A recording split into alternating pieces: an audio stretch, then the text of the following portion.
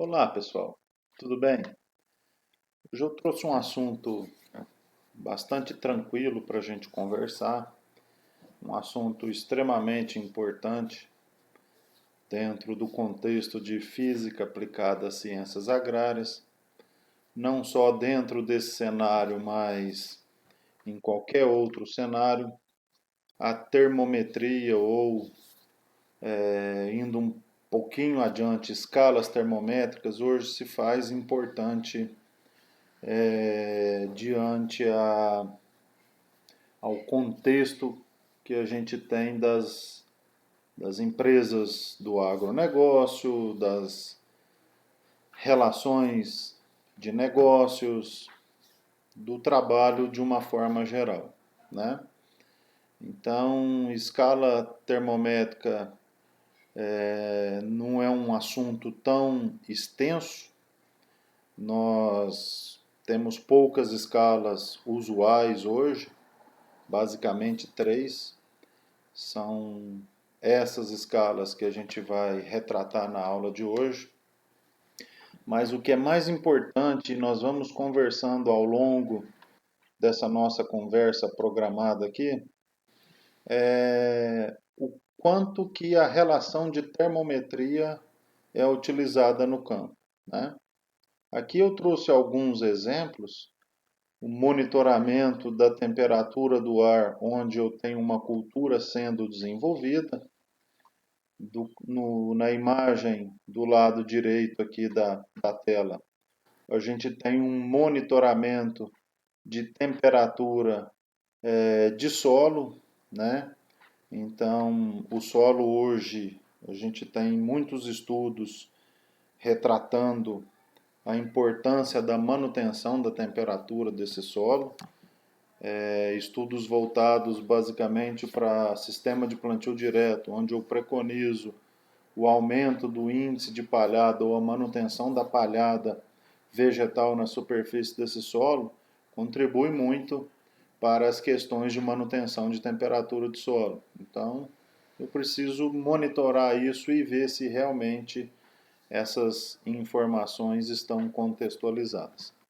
Nessa imagem do meio aqui, a gente tem um dispositivo chamado termoigrômetro.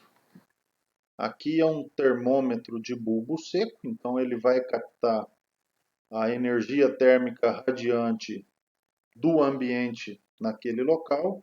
E aqui um termômetro que ele está com um bulbo inserido numa gaze úmida, essa porção baixa aqui é um reservatório de água, simulando uma temperatura considerando a umidade relativa do ar a 100%. Então, bulbo seco e bulbo úmido. Aqui a gente tem duas temperaturas diferentes. Obviamente, a temperatura do bulbo úmido se dará um pouco mais baixo em relação à temperatura do bulbo seco. Para que serve um dispositivo desse? Para a gente mensurar a umidade relativa do ar, tá? Inclusive, eu vou deixar aqui como um exemplo de um trabalho que nós acompanhamos de conclusão de curso. Nós instalamos dispositivos iguais a esse em área urbana, em área rural, considerando dois ambientes de área rural e dois ambientes de área urbana. Quais seriam esses ambientes de área urbana? Uma área totalmente pavimentada e com construções instaladas nesse ambiente, o centro de uma cidade, e o outro ambiente na área urbana seria uma mata, uma área de preservação ambiental que existe próximo ao centro dessa cidade na qual esse trabalho foi acompanhado, para nós verificarmos se há diferença da umidade relativa do ar num ambiente arborizado comparado a um ambiente não arborizado. E no ambiente rural, nós escolhemos também essas duas características. Um ambiente arborizado, que seria uma mata com produção de pinos, né, produção de floresta, a atividade aí de silvicultura e uma área de produção de soja, então arborizado e não arborizado. Quais foram os resultados que nós chegamos? A umidade relativa do ar nos dois ambientes, tanto na área urbana quanto na área rural, nos dois ambientes arborizados, foram superiores à umidade relativa do ar daqueles ambientes não arborizados. Então está aí um exemplo clássico de um trabalho que foi desenvolvido e, obviamente, esse trabalho ele pode ser evoluído como algum programa de arborização, tanto do campo quanto das áreas urbanas. Tá? Então, hoje nós vamos falar de termometria e escalas termométricas. Bom, eu gostaria de deixar caracterizado aqui para vocês, é muito importante também nós termos um referencial teórico para acompanhamento. Então, a recomendação da literatura está aqui, tá? É um livro do Halliday, onde vocês vão encontrar dentro da minha biblioteca, no ambiente virtual que vocês têm para estudo aí, nós temos uma biblioteca chamada de biblioteca virtual. Quando vocês acessarem lá, pelo campo de busca, né, basta digitar o nome do livro, Física Volume 2. Física Volume 2, automaticamente, ou digita Física, o sistema vai listar toda a literatura de física para vocês. Vocês vão buscar por esses autores aqui. Tá? É a quinta edição para vocês chegarem no material especificamente que eu estou indicando. E dentro desse livro eu queria deixar dois capítulos de estudo para vocês. O capítulo 15 é em relação ao que nós já estudamos, estática dos fluidos, as propriedades dos fluidos, né? Tudo aquilo voltado para fluido, princípio de Arquimedes, vocês vão encontrar dentro desse capítulo 15, da página 36 até a página 46. E da nossa aula de hoje é o capítulo 21, temperatura, página 206 até 209. É um capítulo pequeno. Então, o assunto de hoje é um capítulo bem simples, é um capítulo que não tem muito detalhe. Eu acredito que vocês vão assimilar isso com muita facilidade. Então, fica a dica aí, tá? De tudo que nós já estudamos ao longo do semestre até a aula de hoje, que é a temperatura. Dentro desses dois capítulos aqui, vocês conseguem estar acompanhando de forma satisfatória.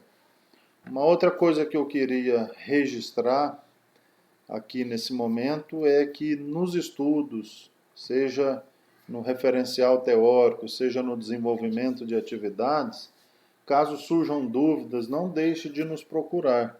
Nós estamos sempre à disposição para lhes auxiliarem naquilo que for necessário, de tal forma que a sua formação ela seja pertinente ou seja coerente com aquilo que você busca dentro do nosso curso. O que é temperatura? Vamos começar definindo temperatura e calor. Parece ter o mesmo conceito, mas são grandezas diferentes, né? Então, temperatura é nada mais, nada menos do que o estado de agitação das moléculas de um corpo. O que é isso, o estado de agitação das moléculas? É energia cinética. Então, quanto mais agitada estiverem as moléculas de um corpo, maior vai ser a energia cinética que eu tenho envolvendo este material. Maior a energia cinética, obviamente maior a agitação das moléculas, maior temperatura. Ao contrário, energia cinética baixa, menor agitação das moléculas, menor temperatura. Então, temperatura é um item que está diretamente relacionado à energia cinética, maior e ou menor agitação. Tá? E o calor é nada mais, nada menos do que a energia térmica em trânsito. Nós temos diferentes tipos de energia: energia térmica, energia hidráulica, né? A energia térmica, quando ela está migrando de um ambiente para outro, o nome dado a isso é calor. Então, se não há transferência de energia de um ambiente para o outro, não tem calor. E se tem energia cinética, existe temperatura na análise que eu estou fazendo. Para complementar temperatura e calor, nós vamos falar de equilíbrio térmico. Dois ou mais corpos em temperaturas diferentes, então vamos pensar o corpo A com temperatura maior e o corpo B com temperatura menor, tá? Se colocados em contato, sempre registram isso. O de maior temperatura transfere calor para o de menor temperatura. Então, o calor ele só vai propagar daquele ambiente que está com maior agitação das moléculas, maior energia térmica, que corresponde a maior temperatura, para o ambiente de menor agitação, que é o ambiente de menor temperatura. O frio, na realidade, é a ausência de calor, tá? Então, o calor sempre propaga do mais quente para o mais frio. Gravem isso. Esse é um termo que vocês jamais podem esquecer. A que momento que vai parar de transitar calor do corpo de maior para o corpo de menor temperatura? Quando os dois corpos, tanto A quanto B, tiver na mesma temperatura. Se eles estiverem na mesma temperatura, cessa-se o fluxo de calor. A partir de então, nós dizemos que esse ambiente está em equilíbrio térmico. Nós demos o exemplo com dois corpos, porém pode ser dois ou mais corpos. Aqueles de maior temperatura, passando o calor para os de menor temperatura, tendendo a entrar em equilíbrio térmico. E a lógica é essa. A tendência de todo e qualquer ambiente é entrar em equilíbrio térmico. E a todo tempo, os de maior temperatura fornecem calor para os de menor temperatura. Então, isso é equilíbrio térmico. Recapitulando, temperatura é a energia cinética, a medida da agitação das moléculas de um corpo. Calor, energia térmica em trânsito. E equilíbrio térmico se dá quando dois ou mais corpos atingem a mesma temperatura em um ambiente. Não há mais fluxo de calor. Nesse momento, todos os corpos do ambiente estão em equilíbrio térmico. As escalas termométricas, que são aquelas que mensuram a quantidade de energia, e resulta isso em um valor chamado temperatura, precisam de um instrumento para registrar essa temperatura, tá? Então, aproveitando da condição das substâncias se dilatarem com aumento de temperatura e contraírem com a diminuição da temperatura, partiu-se desse princípio para pensar naquele instrumento que mede calor. Já adiantando para vocês, o nome desse instrumento é termômetro, tá? Então aqui nós temos um termômetro, né? Ele tem um bulbo com um reservatório de mercúrio. Por que é muito utilizado o mercúrio nos termômetros? Ele é o único metal que nas condições normais de temperatura e pressão ele se encontra no estado líquido. E os metais com aumento ou com uma variação na temperatura, eles dilatam muito mais do que qualquer outro componente ou outra substância. Então, o mercúrio ele casou muito bem na composição ou na constituição barra fabricação dos termômetros, né? E aqui nós temos um tubo capilar. Dentro desse tubo capilar ou seja, dentro desse tubo capilar é o espaço que o mercúrio que vai ser dilatado pelo aumento da temperatura vai encontrar para ocupar. Então, aumentou a temperatura, esse mercúrio vai dilatar, ele não cabe dentro do bulbo, ele vai encontrar o tubo capilar para ocupar o espaço em função da sua dilatação. Tá?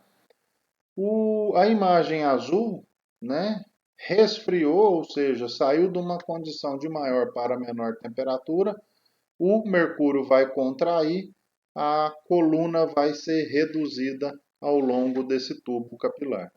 E, obviamente, né, nesse tubo capilar, a gente constrói a escala, coloca-se ali a escala, porém essa escala ela tem alguns critérios para ser construída. Seguindo os tópicos que a gente tem aqui, então a coluna de mercúrio contida num tubo aumenta a altura com o aumento da temperatura. É o que está ilustrando aqui na imagem vermelha, na imagem que nós temos o solzinho aqui, tá? Essa propriedade das substâncias e ou corpos, chamada de dilatação térmica, é que foi aproveitada para utilizar na medição das temperaturas. Ok?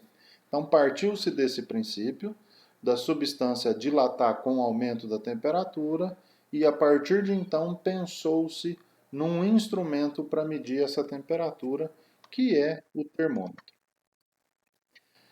Esse instrumento que nós acabamos de comentar, então, termômetro, né? O mais comum é o termômetro de mercúrio, então está aqui o bulbo. Aqui a gente tem o microtubo, né, por onde esse mercúrio vai percorrer, dilatando ou contraindo. E nessas paredes do termômetro instala-se a escala chamada de escala termométrica. Termômetros de outras naturezas, então a gente tem esse de mercúrio, nós temos termômetro digital por infravermelho. Esse é um termômetro digital muito utilizado para medir a temperatura das pessoas, bem como o infravermelho.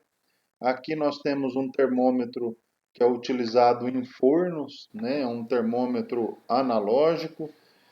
Nós temos termômetros que, se você direcionar o infravermelho dele numa peça mecânica, num componente de um trator agrícola, ele te fala onde está aquecendo mais e onde está aquecendo mais. Ele cria um mapa com diferentes graus ou uma grade de coloração mostrando onde está mais quente e onde está menos quente.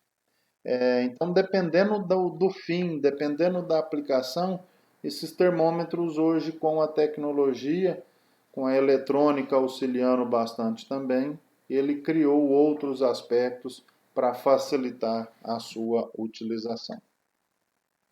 Bom, aí nós vamos começar a falar de escalas termométricas.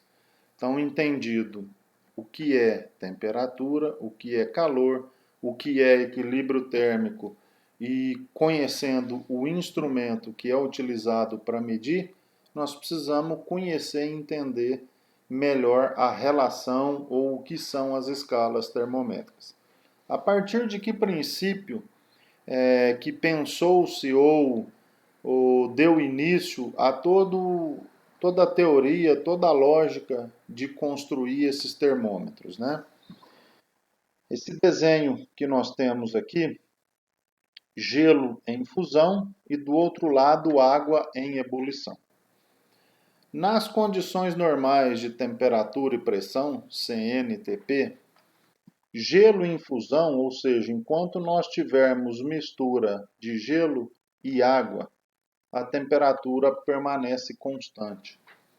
Vamos traduzir isso melhor. Nas mudanças de fase, sólido para líquido, líquido para gasoso, nas mudanças de fase, toda e qualquer substância não muda a temperatura enquanto está mudando de fase, tá?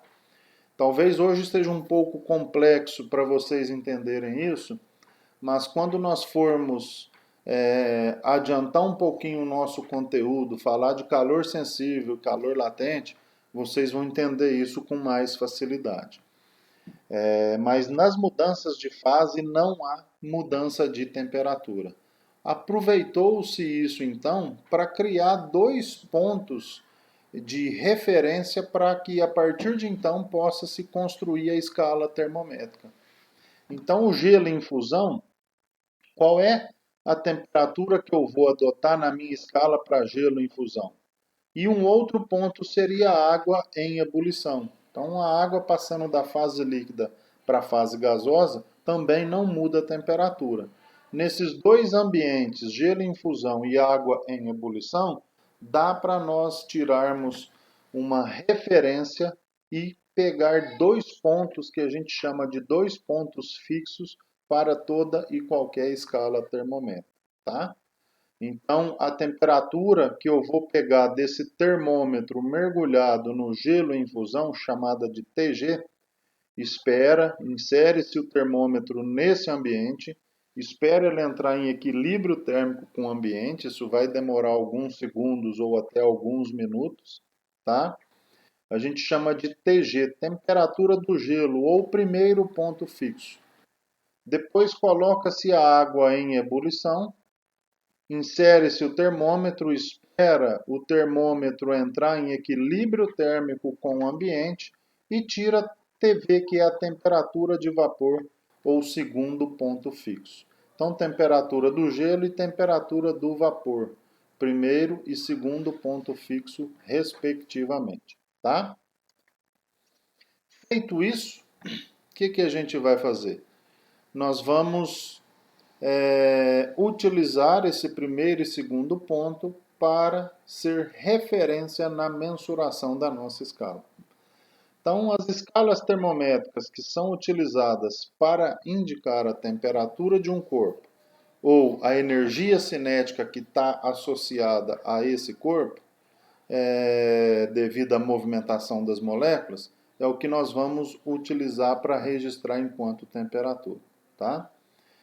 Em se tratando do Sistema Internacional de Unidades de Temperatura, aqui nós temos três medidas: Celsius, Fahrenheit e Kelvin, né?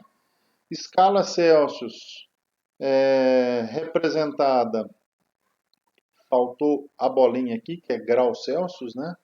Representada hoje na maior proporção do planeta, a maioria dos países adotam essa escala.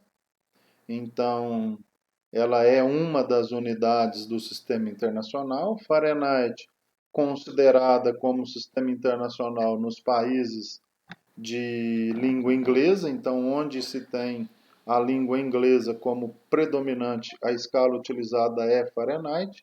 E a última escala que apareceu é a escala Kelvin. Essa escala aqui é a escala utilizada hoje na comunidade científica, tá? Essas são as três mais difundidas no mundo.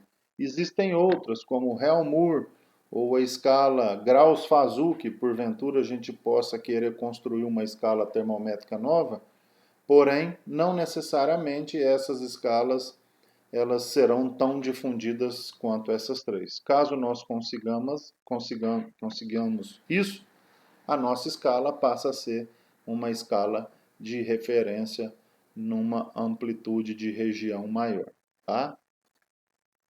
A escala Celsius, então, século 17, tá? Anders Celsius é um sueco físico e astrônomo. Ele viveu de 1701 a 1744. Ele definiu o primeiro ponto, que é o gelo fundente, como 0 graus Celsius. Ele que adotou esse valor zero, né?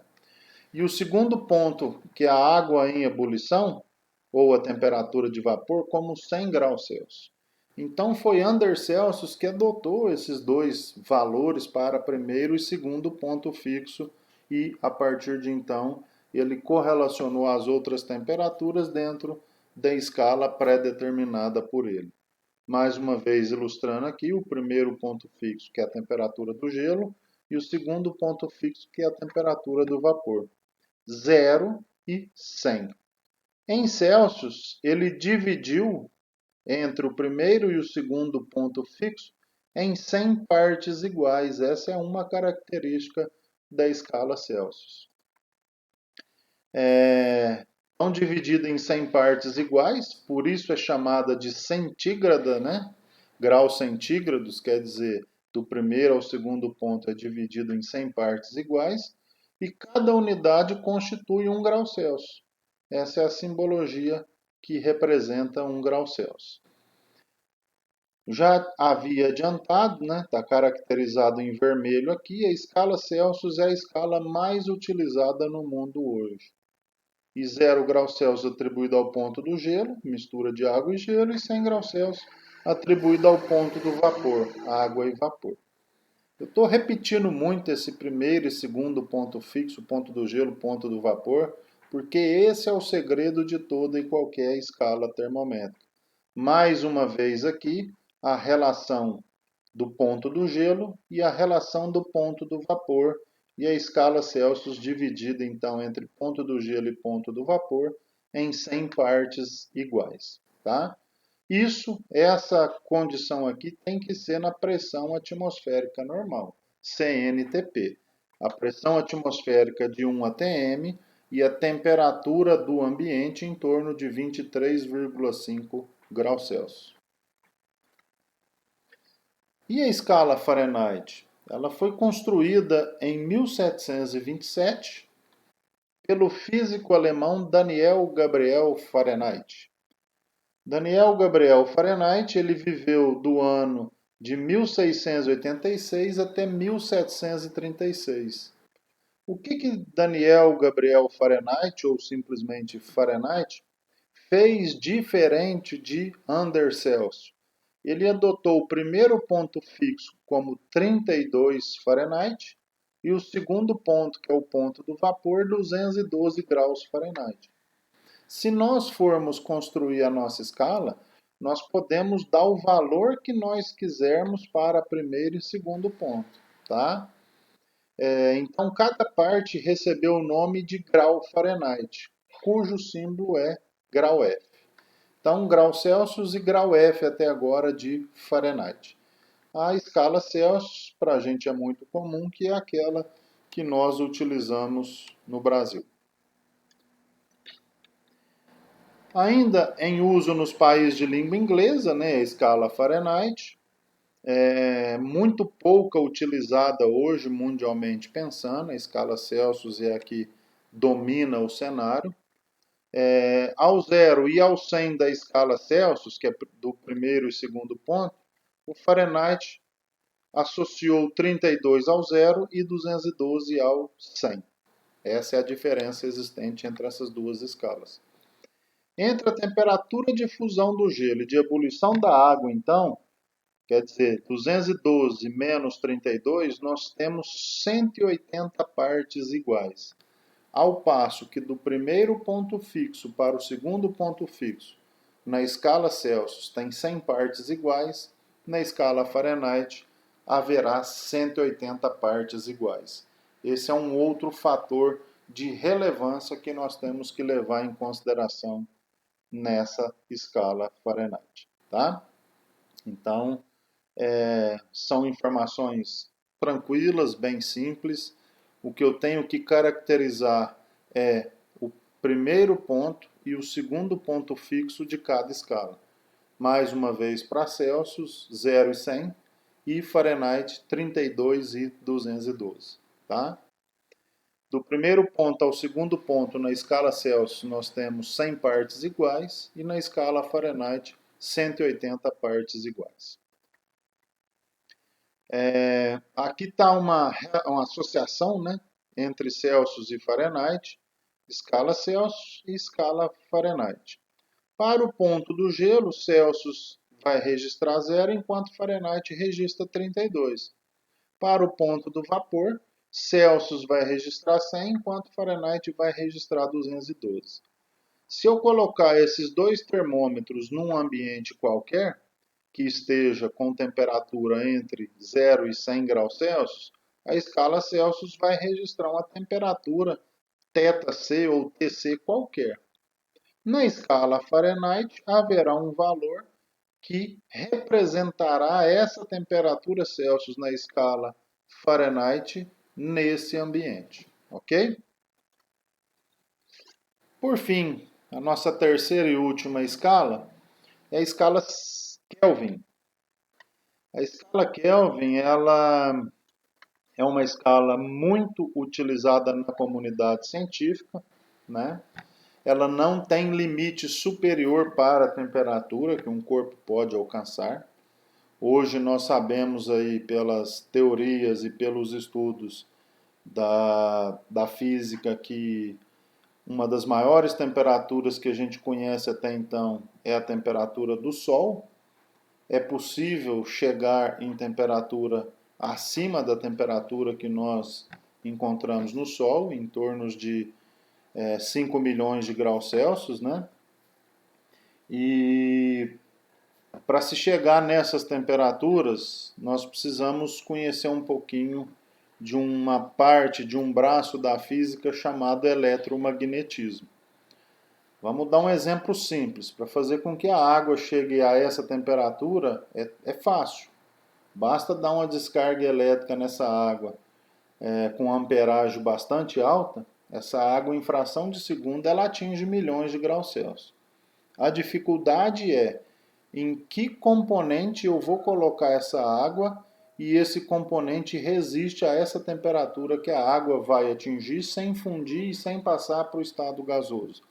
Então essa água precisa estar num ambiente chamado de campo eletromagnético, ela tem que estar dentro desse campo, de tal forma que ela atinja essa temperatura sem estar em contato com as paredes de uma cápsula ou de um recipiente que vai conter essa água. Então, sem eletromagnetismo, não se consegue fazer isso. E a física hoje, com essa estrutura do eletromagnetismo, ela consegue chegar com a água em milhões de graus Celsius e fundir os átomos de hidrogênio. A água é composta, a molécula da água é composta por 2 átomos de hidrogênio, né? E formar o hélio, fazer algo similar ao que acontece no Sol. Nesse momento libera-se uma quantidade muito grande de calor, tá?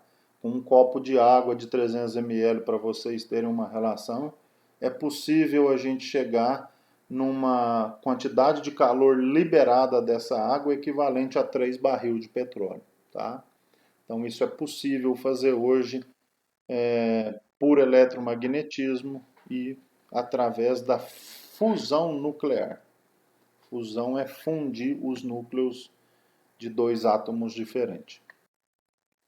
Existe um limite inferior, no segundo tópico aqui, de temperatura que um corpo pode alcançar.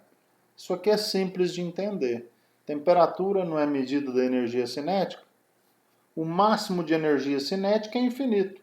Nós não conhecemos. Agora, o mínimo é quando a energia cinética zera. Energia cinética igual a zero é o mínimo de temperatura que eu consigo chegar. Como é que eu vou ter energia cinética se a energia cinética é movimento abaixo de zero, valores negativos, tá? E para a energia cinética igual a zero, na escala Celsius, esse valor da temperatura seria menos 273,15 graus Celsius. Através de modelos matemáticos, foi que se chegou nesse valor. Então, na teoria, não existe temperatura menor do que menos 273,15 graus Celsius. Na prática, você chega a milésimos de graus próximo dessa temperatura, mas você não atinge essa temperatura na prática, ela existe só na teoria. Quando a energia cinética de um corpo tende a zerar, há um desarranjo molecular, essa temperatura volta a aumentar um pouquinho e cria-se um ciclo vicioso chegando bem próximo dessa temperatura, aquecendo, voltando para essa temperatura, aquecendo novamente, e esse ciclo ele se perpetua, porém, na prática não se chega a esse limite inferior de temperatura. Esse valor também é conhecido como zero absoluto, tá? Zero absoluto significa que é o valor mínimo de temperatura que se consegue chegar. Essa escala ela foi definida pelo físico inglês Lord Kelvin. Ele viveu de 1824 até 1907.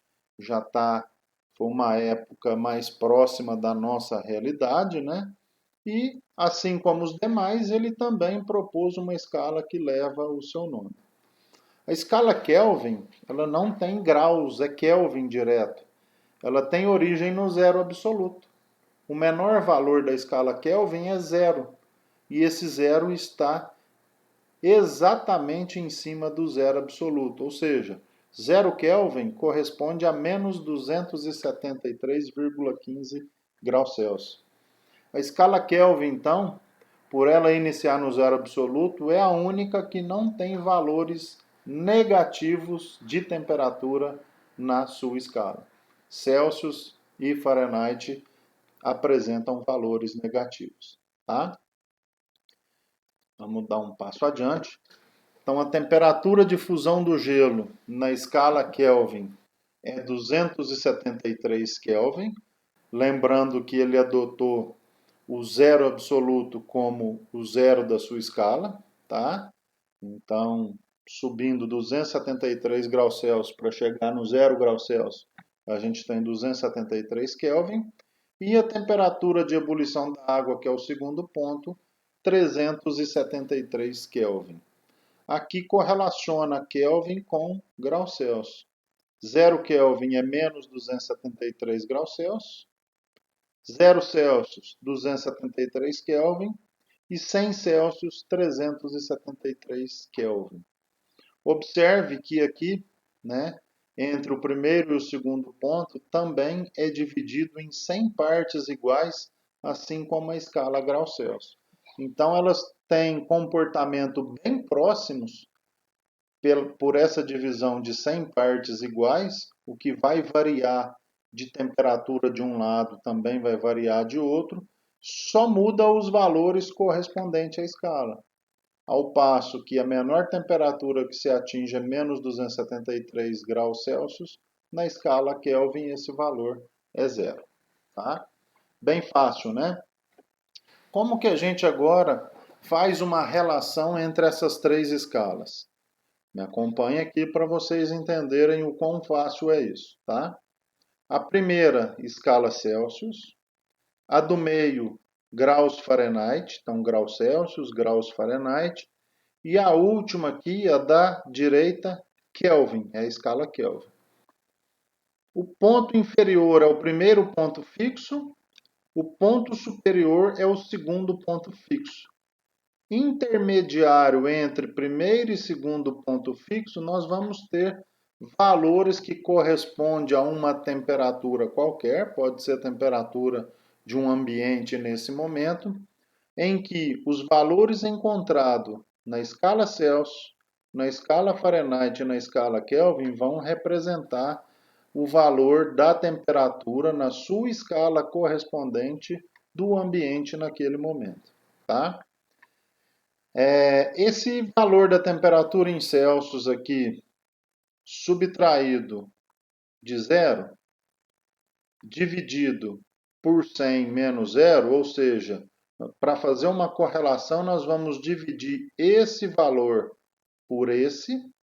Isso tem que ser igual a esse valor dividido por esse, que tem que ser igual a esse dividido por esse. A equação aqui embaixo representa isso melhor, tá? Como assim? Na escala que a gente tem aqui, Celsius. Quanto vale esse comprimento aqui? TC menos zero, ou seja, meio menos baixo, esse valor menos esse. E esse comprimento aqui vai ser cima menos baixo, tá? Assim segue para a escala Fahrenheit, meio menos baixo dividido por cima menos baixo, que segue para a escala Kelvin, meio menos baixo dividido por cima menos baixo, tá? O que é esse meio menos baixo? Na escala Celsius é TC menos zero, TC menos zero. Baixo, tá? Dividido por cima menos baixo, 100 menos zero, tá aqui, 100 menos zero. Vamos para a escala Fahrenheit. O meio é TF menos baixo, que é 32. Dividido pelo alto, que é 212, menos o baixo, que é 32. Na escala Kelvin, meio é TK menos baixo, que é, tá aqui, 273, dividido por cima, que é 373, menos baixo, que é 273. Melhorando um pouquinho essas relações, TC menos zero vai ficar TC ou simplesmente a temperatura na escala Celsius. 100 menos 0 fica 100. TF menos 32, o TF eu chamei de F menos 32, continua. 212 menos 32, 180. TK menos 273, o TK chama de K. Menos 273 acompanha junto, dividido 373 menos 273, 100. Tá? Vou pegar os denominador e dividir por 20. 100 dividido por 20, 5. 180 dividido por 20, 9. 100 dividido por 20, 5. Eu apenas simplifiquei os denominadores. Então ficou 100 sobre 5, que é igual a F menos 32 por 9, que é igual a K menos 273 sobre 5. Essa é a equação que correlaciona essas três escalas termométricas: graus Celsius, graus Fahrenheit e escala Kelvin. Tá? Essa equação. Para quem gosta de trabalhar com equação, decorar a equação, essa é a equaçãozinha que vocês encontram na literatura.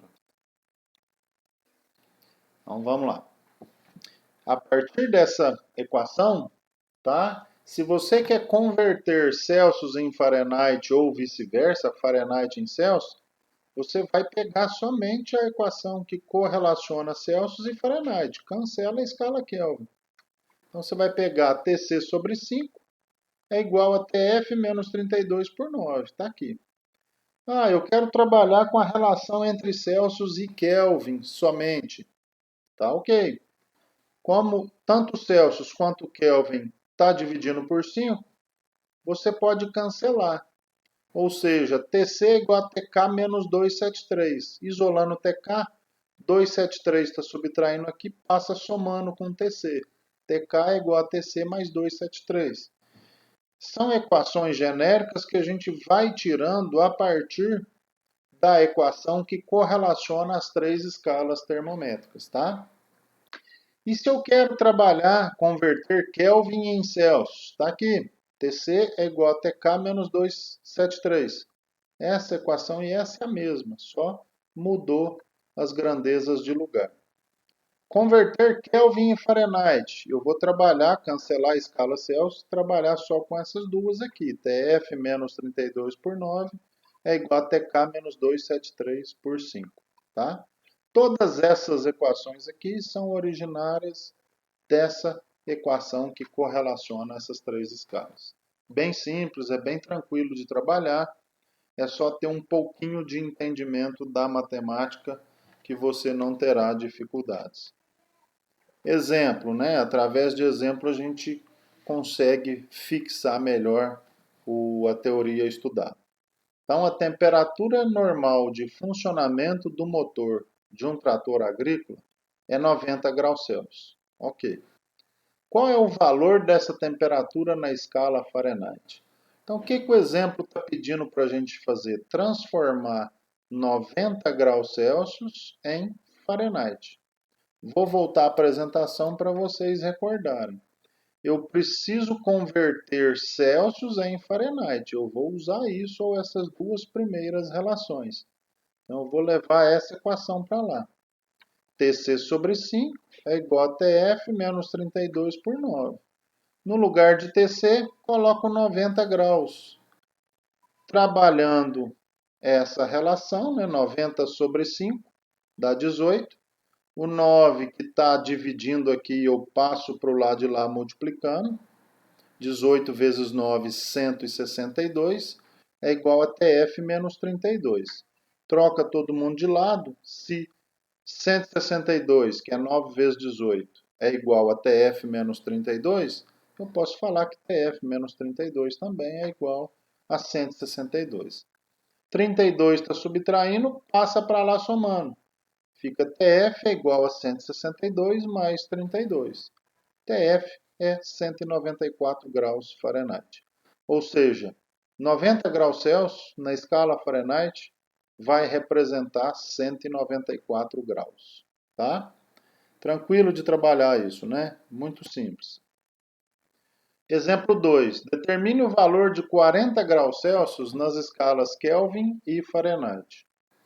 Primeiro eu vou trabalhar com Celsius e Kelvin, depois Celsius e Fahrenheit. Quais são as duas?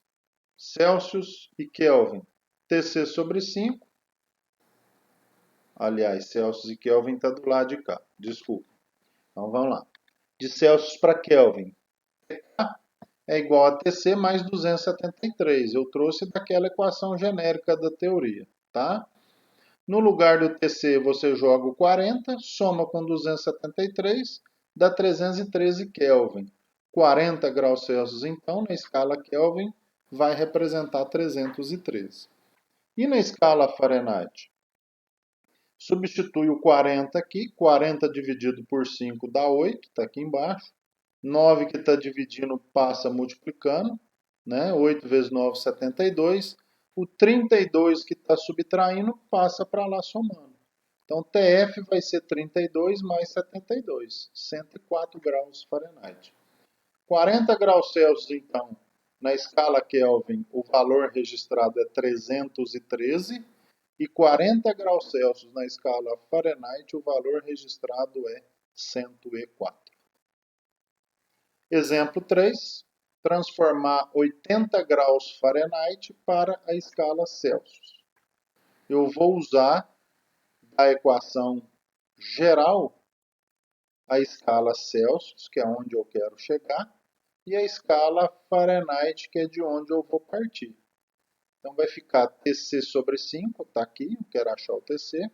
No lugar de Fahrenheit eu jogo 80. 80 menos 32 por 9, está aqui. Tá?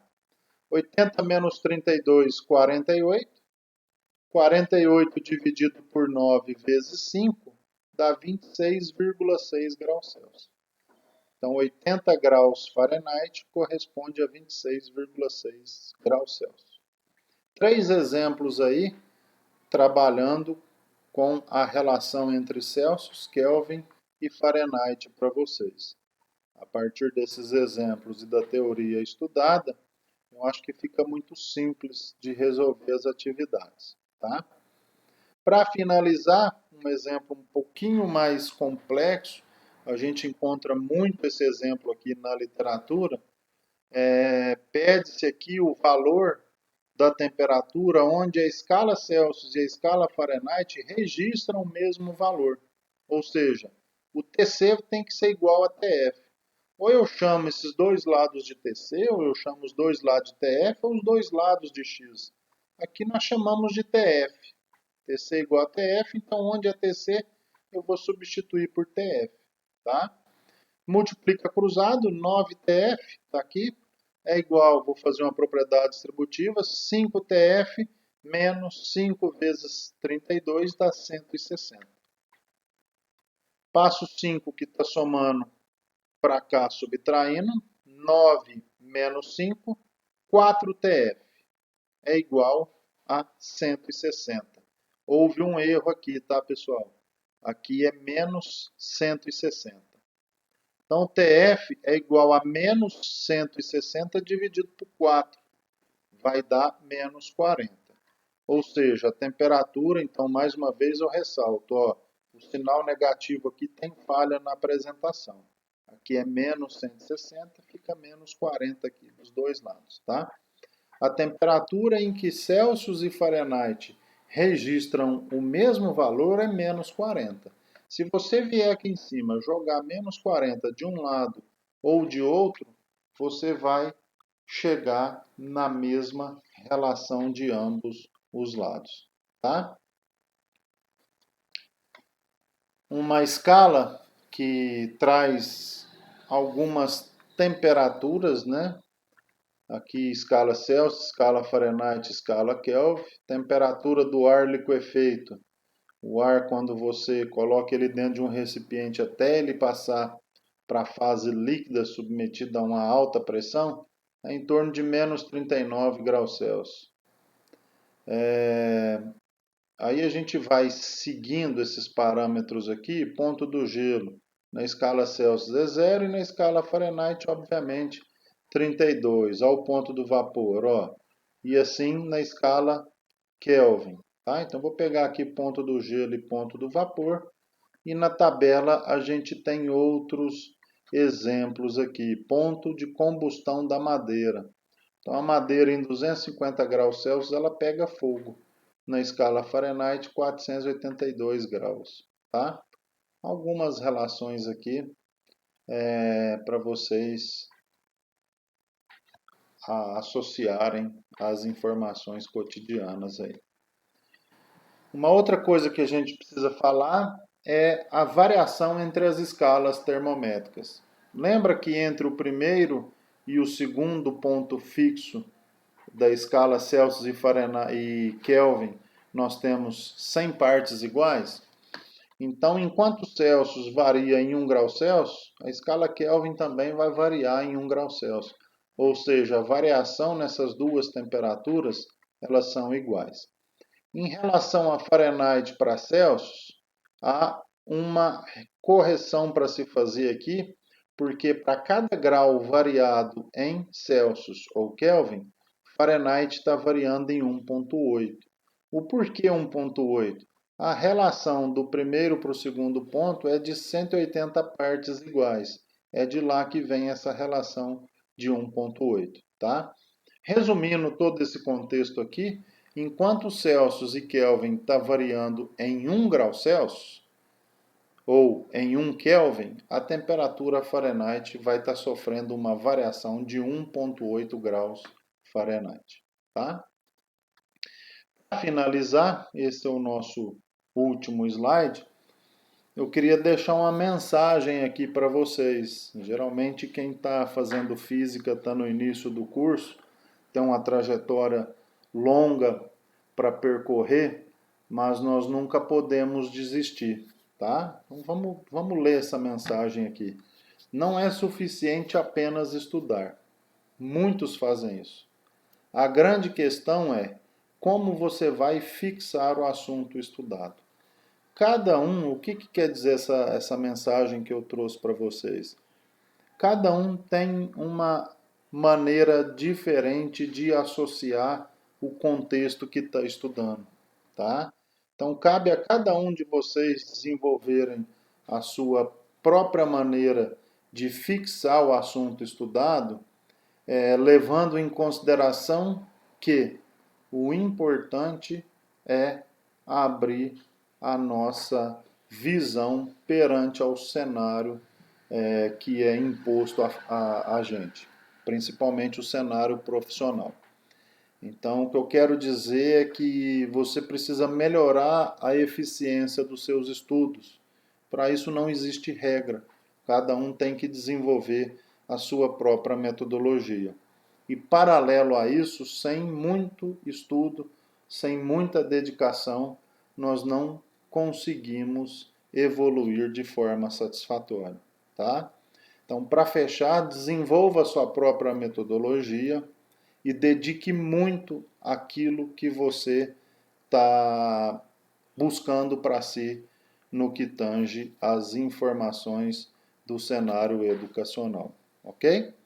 Por hoje eu fico por aqui. Em breve nós estaremos trabalhando com outros assuntos. Eu espero ter contribuído um pouquinho com a formação de vocês e nos nossos canais de comunicação nós estamos à disposição para esclarecer o que for necessário nos estudos que vocês estão desenvolvendo, tá? Um abraço a todos então e até uma próxima oportunidade. Até mais.